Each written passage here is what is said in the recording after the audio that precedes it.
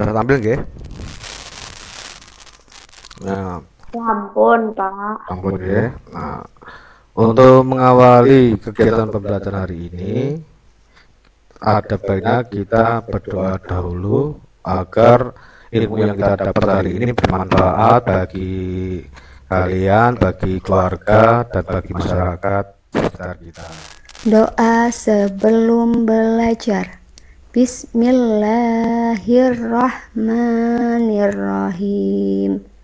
Raditu billahi robba wa bil islami dina wa bi muhammadin nabiyya wa rasula. Rabbi sidni ilma warzuqni fahma. Indonesia Raya.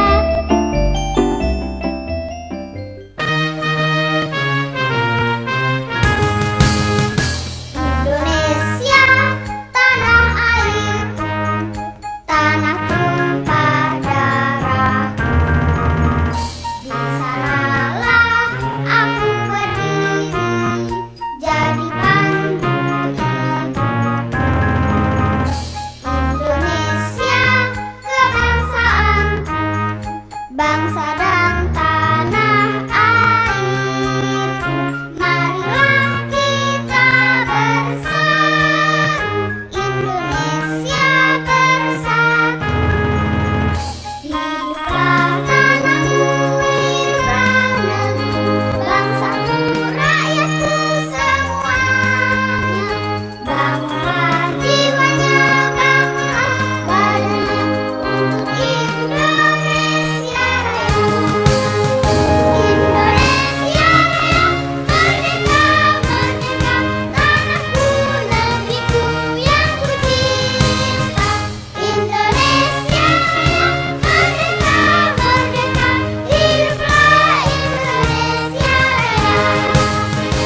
Indonesia Raya, merdeka, merdeka, tanahku, negeriku yang ku cinta. Indonesia Raya, merdeka, merdeka, hiduplah Indonesia Raya.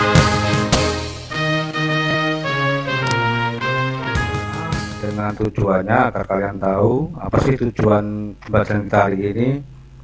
Ini bisa kalian baca.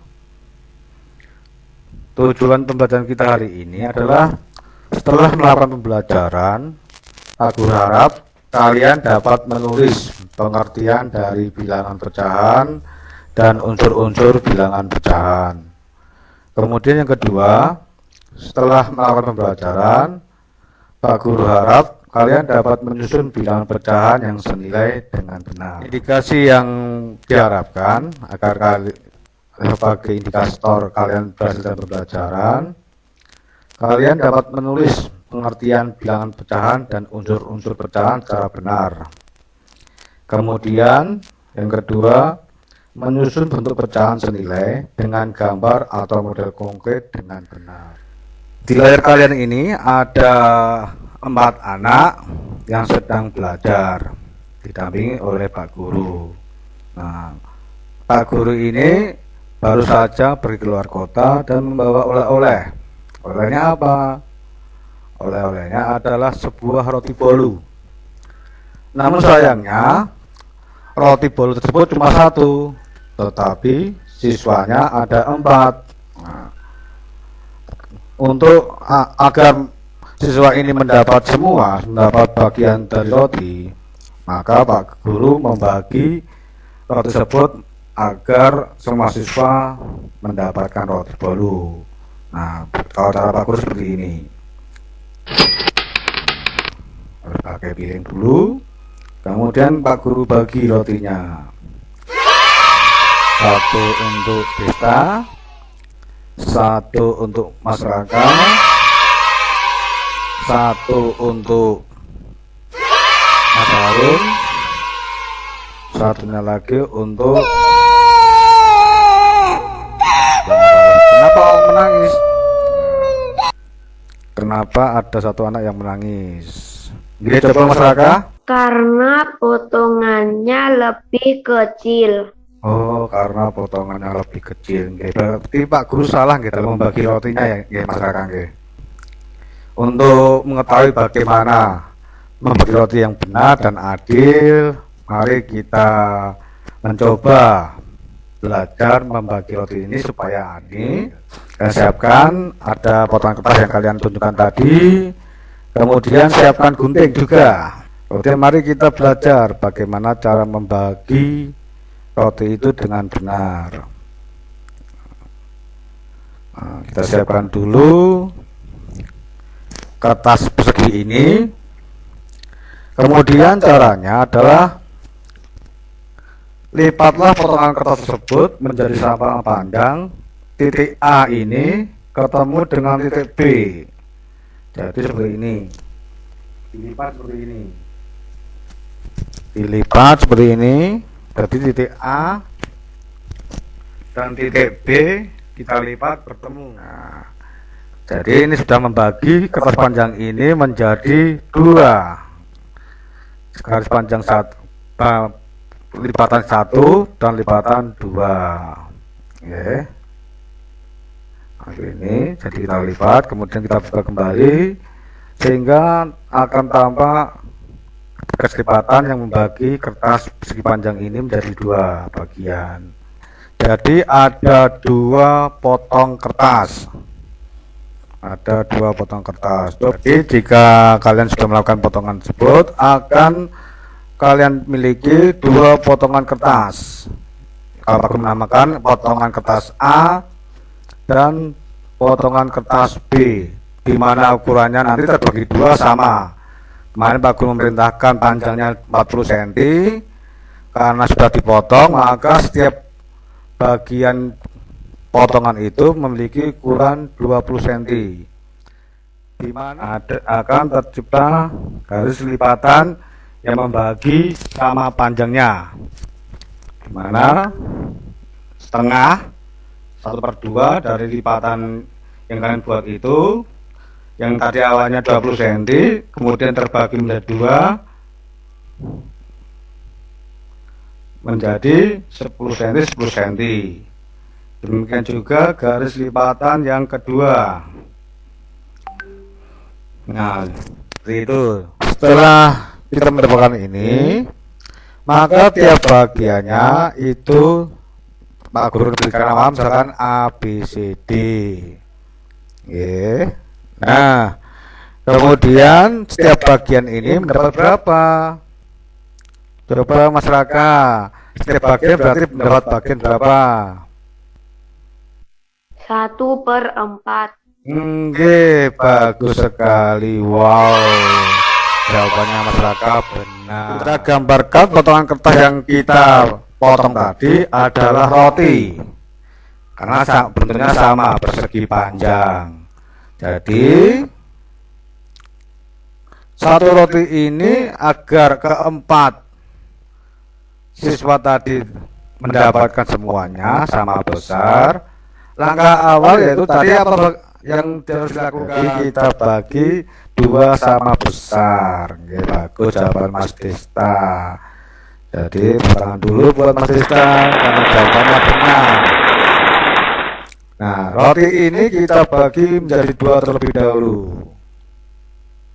Ini kita potong 1, 2. Nah, setelah kita menemukan atau membagi menjadi dua setengah-setengah, kemudian setiap potong ini kita bagi lagi menjadi setengah lagi atau 1/2 lagi. Potongan A kita potong menjadi 2 potong, potongan B juga kita potong lagi menjadi 2 potong, sehingga semuanya terdapat 4 potong, di mana nanti setiap siswa mendapatkan 1 potong dari 4 potong yang ada. 1 potong untuk siswa Mas Desta, 1 potong untuk 1/4 guys, 1 potong lagi untuk masyarakat, baginya sama, 1/4. Nah, 1 potong lagi buat Mas Harun, baginya sama 1/4. Kemudian 1 potong lagi juga sama, dapat 1/4. Jadi dari bilangan-bilangan yang ada tadi merupakan bilangan pecahan, di mana bilangan pecahan adalah simbol bilangan yang terdiri dari 2 bilangan, yaitu bilangan A dan bilangan B. Dalam penyebutan pada bilangan pecahan, bilangan A dan bilangan B harus disisipkan dengan kata per. Tadi strip ini dibaca dengan bahasa per. Contohnya bilangan A per bilangan B. Atau tadi yang seperti percobaan yang kita lakukan, ada istilah 1/2 atau orang umum mengatakan setengah. Ada juga 1/4 yang orang umum mengatakan 1/4. Jadi kalau ibu kalian menyuruh kita belikan gula pasir setengah kilo, oh berarti setengah itu 1/2 kilo. Bila pecahan itu ada bagian-bagiannya. Nah, ini tadi ada bagian A dan bagian B. Itu bilang apa? A itu nggih, betul yang dikatakan Mas Harun. Jadi A itu adalah bilangan pembilang atau bilangan yang terbagi. Kemudian kalau B adalah bilangan penyebut. Nggih, bagus. B adalah bilangan penyebut. 4/8, 4 potong dari 8 potong yang ada. Dengan Mbak Unjila 2 potong dari 4 potong yang dimiliki. Jika kita lihat bagiannya, jika kita satukan, ternyata besarnya sama besar, sehingga 4/8 itu nilainya sama dengan 2/4. Kita lihat apakah bilangan pecahan itu nilai itu tadi 4/8 dengan 2/4. Kemudian ini bentuknya dari tadi. Nah, meskipun 4/8 dan 2/4 itu bentuknya berbeda, namun sama besar atau kita sebut dengan senilai. Bilangan pecahan yang memiliki bentuk berbeda tetapi memiliki nilai yang sama. Bagus, tepat yang jawaban dari Madista tadi. Oh, bilangan 1/2 atau setengah, itu kita cari pecahan yang senilai. Nah, ini pembilang satu ini Pak Guru kalikan dengan bilangan terkecil yaitu 2. Nah, maka pembilangnya adalah 2. Nah, kemudian penyebutnya 2, Pak Guru kalikan dengan bilangan yang sama yaitu 2, maka hasilnya 2/4. Akhirnya 1/2 setengah itu senilai dengan bilangan 2/4. Meskipun bentuknya berbeda, namun nilainya tetap sama yaitu 1/2.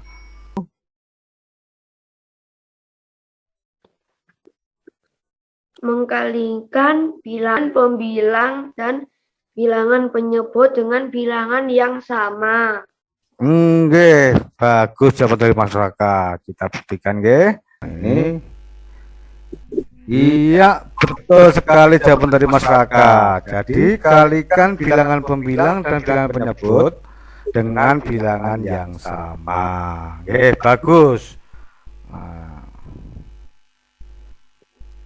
ini contoh soal. Coba kalian kerjakan sesuai langkah yang dijawab masyarakat tadi. Minimal satu nomor itu satu bilangan pecahan yang sama. Desta dulu, dijawab, dibaca hasilnya. 1/3 sama dengan 2/6. 2/6, guys. Dikalikan berapa pemilihan penyebutnya, Mas Desta? Dikalikan 2. Kemudian nomor 2, masyarakat coba. Berapa masyarakat? 1/5 sama dengan 3/15. Dikalikan berapa, Mas Desta? Masyarakat.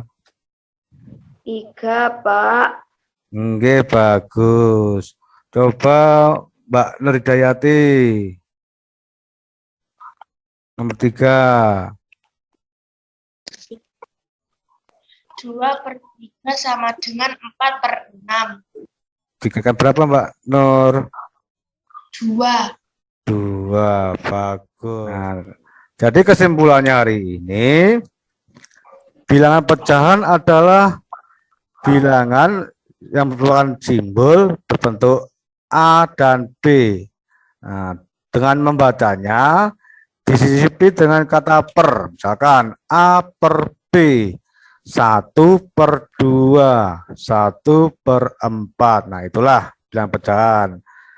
Dengan unsur-unsurnya, A itu adalah bilangan pembilang, B itu adalah bilangan penyebut.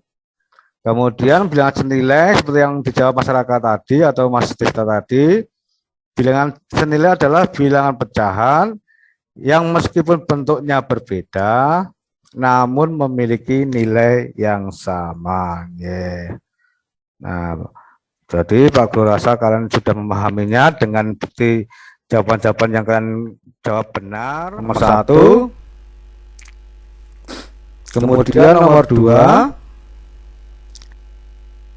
kemudian nomor 3, kemudian nomor 4, ini, nomor 5 seperti ini, nomor 6, nomor 7, nomor 8, nomor 9, nomor 10. Nah, setelah selesai, jawaban kalian foto, kemudian kirim ke Pak Guru peserta didik ini. Nah, kalian isi nama siswa, nama kalian, kelas, nomor absen, dan kelompok berapa, kelompok yang dibagi kemarin. Itu, nah ini,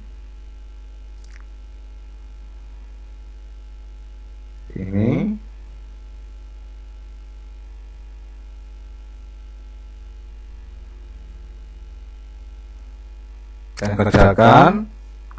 Nah, kalau sudah selesai, kita bahas ke pertemuan Zoom meeting berikutnya. Oke. Sebelum Pak Guru akhiri, ada pertanyaan? Doa sesudah belajar. Bismillahirrahmanirrahim. Allahumma inni istaudi'uka ma'allamtanihi fardudhu ilayya inda hajati wala tansanihi ya rabbal alamin. Kita akhiri pertemuan kali ini. Wassalamualaikum warahmatullahi wabarakatuh.